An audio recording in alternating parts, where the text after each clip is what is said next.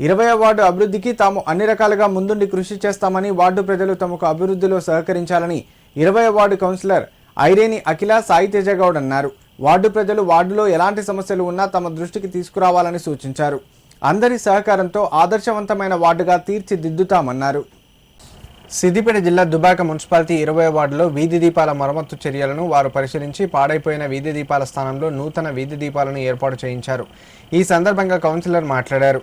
ప్రజాపాలన ప్రగతి ప్రణాళికలో భాగంగా ఇటీవల వార్డులో ఏర్పాటు చేసిన వార్డు సభలో వీధి దీపాలు సరిగ్గా వెలగడం లేదని, రాత్రి వేళల్లో చీకట్లోనే వీధుల్లో వెళ్లాల్సి వస్తుందని వార్డు ప్రజలు తమ దృష్టికి తీసుకువచ్చారన్నారు.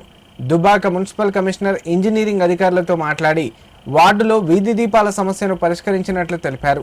వార్డులో సమస్యల పరిష్కారానికి అన్ని వేళలా ముందు ఉంటామని, వార్డు అభివృద్ధికి అహర్నిశలు కృషి చేస్తామని వార్డు ప్రజలందరూ తమకు సహకరించాలని కోరారు.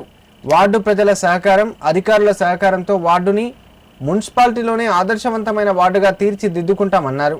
కార్యక్రమంలో కాంగ్రెస్ సీనియర్ నాయకుడు జిందం గాలయ్య, వార్డు ప్రజలు, మున్సిపల్ సిబ్బంది పాల్గొన్నారు.